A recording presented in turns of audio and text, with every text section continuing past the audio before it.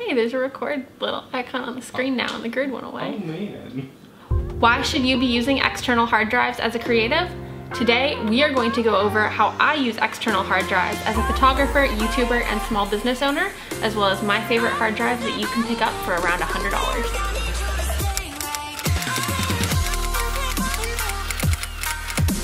If this is the first time that my face has been on your screen, hello, my name is Zoe and I am a professional photographer based in Washington, DC. If you are interested in learning how to grow your photography business, improve your editing skills, or any of the gear that you can use to help you do it, hit that subscribe button and turn on notifications so you never miss a Sunday upload. If you have any questions about any of the hard drives that I mentioned later in this video, all of them will be linked in the description box down below this video. As a creative, there are so many reasons why we should be using external hard drives. External storage helps keep your computer running at optimal speed. Compartmentalizing your files can help you optimize your workflow. And most importantly, backing up your files is how you ensure that you never lose a special memory or important project. Because if there is one lesson that every creative, myself included, will eventually learn the hard way, it's that a hard drive will eventually fail, and you want to make sure that all of your data is safe before that happens. To give you some context about me as a photographer, I typically shoot 10 to 15 plus shoots per week. And in addition to that, I travel fairly extensively taking photos and video for myself and my YouTube channel. So those things have shaped the way that I choose to back up my data and has expedited the evolution of my backup process. But everything I talk about in this video will be applicable to any creative, whether it be photo or video or both. When I get home from a photo shoot, I immediately take all of my photos off of my SD card or my CF card, depending on which camera I'm using, and then I copy them to my LaCie external hard drive. If I'm booked really solid that day, I will make sure that as soon as I get home, before I do anything else, I take all of my footage off of my CF card or my SD cards and I move them over to my LaCie external hard drive. And then I never delete footage off of my SD card or my CF card until the photos have been delivered to the client and have been backed up on my archival secondary storage drive. If I'm shooting video, I will follow the exact same process, except instead of importing all of my footage to the LaCie rugged drive, I will import it to this Samsung T5 solid state drive. The LaCie drive that I use is a 5 terabyte spinning drive, whereas the Samsung, like I just said, is a solid state drive.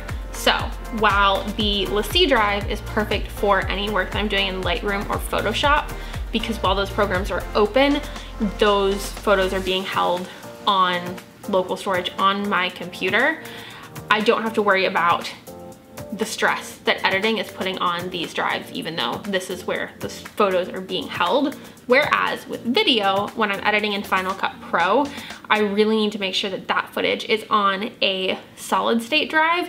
Otherwise, it tends to cause the drive to struggle to keep up, which eventually makes them more prone to failure. Like I said earlier, all drives are going to fail eventually. All drives are prone to failure, but anything that you can do to prolong that from happening is going to be in your best interest, which is why I edit on a solid state drive for video, and I'm okay with editing on a spinning drive for photo. Like I mentioned earlier, the fact that drives fail is something that everyone eventually learns the hard way, myself included. Before I was using this solid state drive, I was using a C8 spinning drive to edit video. I still do really love these Seagate hard drives. However, this particular one sits in my filing cabinet as a reminder of why you should not be editing in Final Cut on a spinning drive, because over time it started to slow down, it had lots of trouble mounting, and started showing other signs that it was preparing to fail. So all of the footage that was on this drive has now been moved to other backup hard drives. This drive still technically works, it's close to the end of its life, so it is living, like I said, in my filing cabinet as a reminder of why it's important to use storage devices appropriately in the future. Once I have completed editing, I will take all of the original unedited footage as well as everything that I completed editing, and I will move all of the photos or videos over to my archive backup drives. So for long-term storage, I use for photos a 4 terabyte Seagate hard drive, and for video a 5 terabyte Western Digital My Passport drive. For long-term storage, I chose these particular drives because they are cheap, they have lots of storage, they're easy to get your hands on, and honestly, partially because they look different. So all of my photos I keep on these black Seagate drives, and all of my videos I keep on the Western Passport drives. The Western Digital Passport drives have color and texture to them, so when I'm looking at them in my filing cabinet, I can tell them apart at a glance. All of these are photo, all of these are video, but really they are very similar hard drives, very similar price points. You can get them anywhere, and depending on the size of storage you are wanting, you can get them for under $100 or a little over $100 if you're going for the 5 terabytes. Very rarely will I ever store footage on the internal hard drive on my computer. However, in the instances where I do choose to do this, which generally is only with personal photos or videos that I consider to be extra important, and I want to have backed up more than just in the backup drives I've already talked about, I will back these up on my hard drive with the program Time Machine because I'm a Mac user. If you aren't a Mac user or you don't know what Time Machine is, it's essentially a program on your Mac that allows you to plug in an external hard drive, back up your computer in just a few seconds or minutes if you're doing it regularly.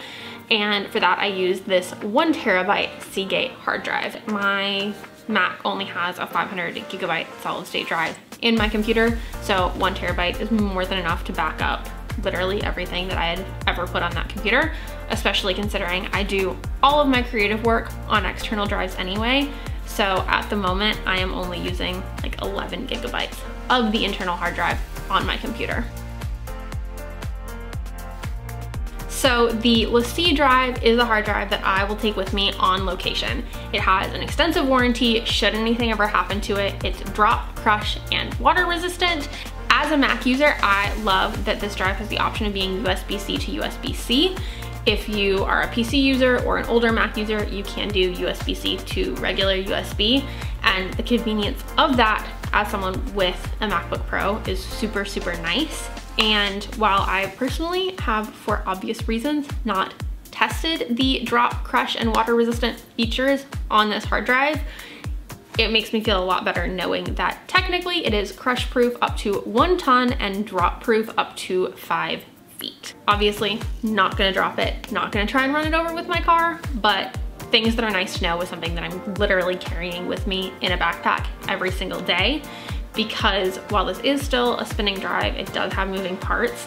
It is much more durable than the cheaper Passport or Seagate drives that I use just at home for archival storage. So the new favorite in my hard drive collection is the Samsung T5 solid state drive because it's small, it's quick, and like the LaCie drive, it has the option of being USB-C to USB-C. This drive is only 500 gigabytes. This drive is also much smaller in profile than any of my other hard drives. So it's great for when I do need to do any video editing on the road, and because it is a solid state drive, it doesn't have any moving parts, so it is a little bit easier to deal with if I have it in my bag. I feel much safer with this in my backpack than I do with any of these types of drives. So if I am traveling, I will leave all of my archive drives that are the Seagate and the Western Digital at home, and I will bring with me my LaCie for photos and my T5 for video, as well as a large number of memory cards. Then when I get home, I will back up my footage on the archive drives and clear off the memory cards, and I keep anything that's important or client work on my working drives, this one for photo, this one for video, for at least 6 months before I delete it off of my working drive. So I always have anything that is less than 6 months old or super important backed up in at least 2 locations before I start to delete it. I hope this video helped give you some insight on how I use external storage, why you should be backing up your footage, and how having the proper storage solutions can speed up your workflow and reduce the likelihood of lost footage as a result of hard drive failure. Did I happen to miss something in this video, or do you have tips on how other creatives can be safer in backing up their storage? Let the community know in the comments below this video. Thank you for watching. Like this video if you learned something that will help you or your business, and don't forget to subscribe and turn on post notifications so you never miss a Sunday upload. I'll see you next week with more tips on how to grow your photography business, improve your editing, and discovering new gear to help you along your journey. Bye guys. Lonesome dripping, 'cause we're spending the night, and it feels alright, but it's over now.